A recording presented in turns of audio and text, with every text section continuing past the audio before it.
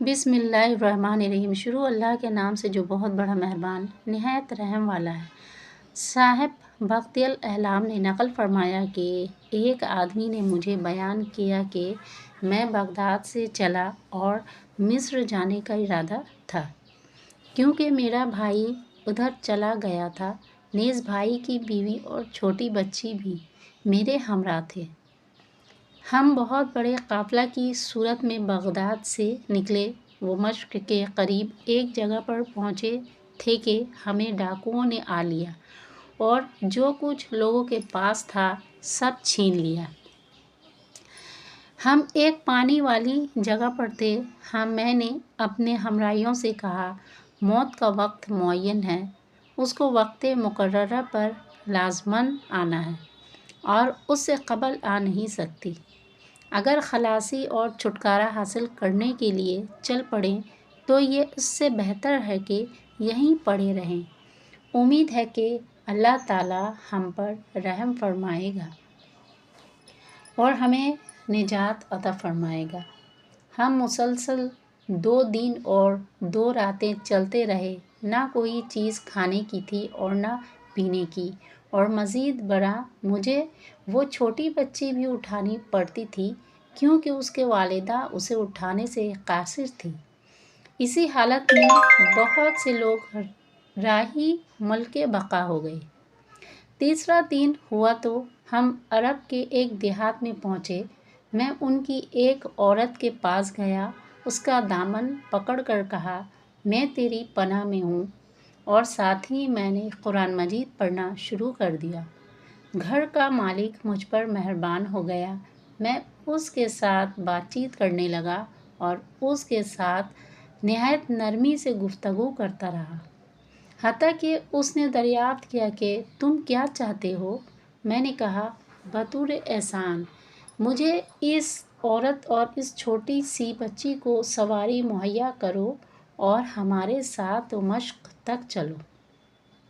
وہاں پہنچ کر ہم تمہارے احسان کا بدلہ دینے میں کسی قسم کی کوتاہی نہیں کریں گے۔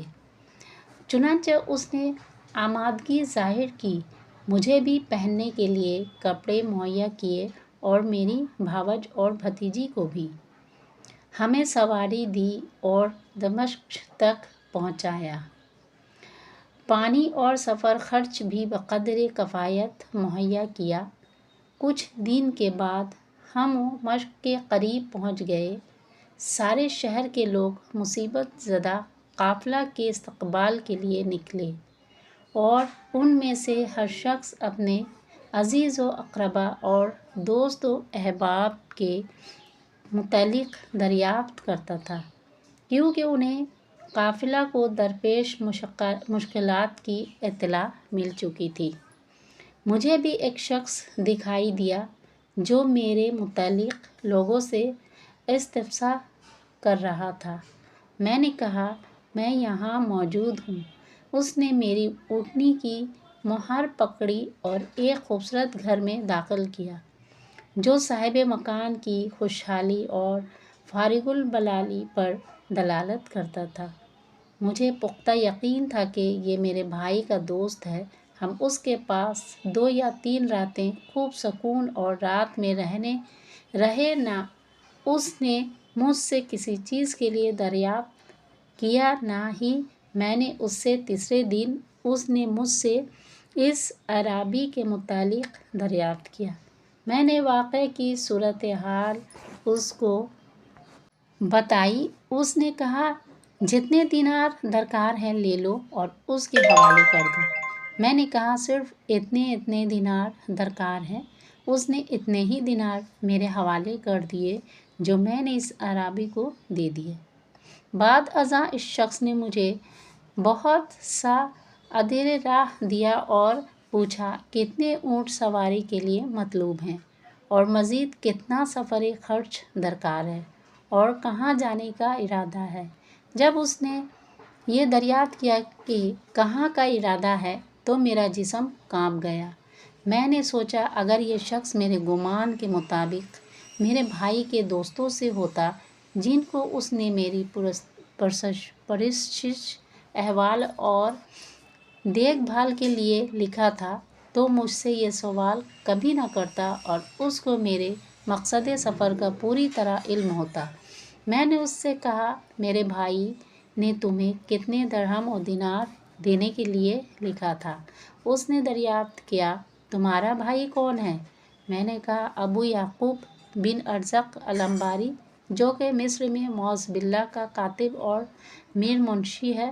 اس نے کہا، بخدا میں نے اس شخص کا نام سنا ہے، نہ ہی اس سے کوئی تعارف ہے۔ یہ سن کر میں مجسمہ حیرت بن گیا اور سراپا استعجاب میں نے کہا، اے بندہ خدا، میں نے تمہیں اپنے بھائی کا دوست سمجھا اور اسی خیال میں رہا کہ تمہاری ساری مدارت اور رحمدلی کا موجب میرا وہ بھائی ہے، اس لیے بلا تکلف مطالبات کرتا رہا ہوں، مگر اگر میرا یہ گمان خلاف حقیقت ہے تو پھر میرے اس حیرت کا ازالہ تو کیجیے کہ تمہاری اس مروت اور مدارت کا سبب کیا ہے۔ اس نے جواب میں کہا، وہ سبب تمہارے بھائی کی دوستی اور تعلق سے بھی زیادہ موقد و پختہ ہے۔ وہ سبب معلوم کر کے تمہاری خوشی و انبساط مزید بڑھ جانی چاہیے۔ میں نے دریافت کیا کہ وہ کیا ہے؟ اس نے کہا، جب اس قافلہ کے لٹ جانے کی اطلاع و مشق پہنچی تو ہر شخص عظیم مصیبت میں مبتلا ہو گیا، کیونکہ کسی کا دوست غم و الم سے دوچار ہوا اور کسی کا قریبی رشتہ دار ماسوائے میرے، کیونکہ نہ میرا کوئی دوست اس قافلے میں تھا نہ ہی مال۔ جب لوگوں نے قافلہ کے اس بچے کچھ افراد کے استقبال کے لیے نکلنے کا پروگرام بنایا اور ان کے اصلاح احوال کے لیے ضروری اسباب ترتیب دینے لگے تو میں نے استقبال کے لیے جانے کا عزم و ارادہ کیا۔ جب رات کا وقت ہوا تو میں نے نبی رحمت صلی اللہ علیہ وسلم کو خواب میں دیکھا۔ آپ صلی اللہ علیہ وسلم فرماتے ہیں، ادرک ابا محمد ابن ارزق الانباری فإنہ وأصلح شأنہ یبلغہ مقصدہ۔ ابو محمد کے پاس پہنچو، اس کی امداد و اعانت کرو اور اس کے لیے ایسے اسباب و وسائل مہیا کرنے میں کوئی کسر نہ اٹھا رکھو جو اس کو منزل مقصود تک پہنچا دے۔ تب میں بھی لوگوں کے ساتھ نکلا اور تمہارے متعلق دریافت کیا۔ میری ساری ہمدردی و غمخواری کا موجب ارشاد نبی صلی اللہ علیہ وسلم کی تعمیل و فرما برداری ہے۔ اب بتلائیے کیا ارادہ ہے؟ ابو محمد فرماتے ہیں، نبی کریم صلی اللہ علیہ وسلم کی ذرا پروری اور کرم نوازی پر زار و قطار رونے لگا اور کئی دن تک اس شخص سے ہم کلام بھی نہ ہو سکا۔ پھر سوچ کر اس کو بتایا کہ مجھے سفر خرچ کے لیے اور مصر پہنچنے تک اتنا سرمایہ وصادرِ درکار ہے۔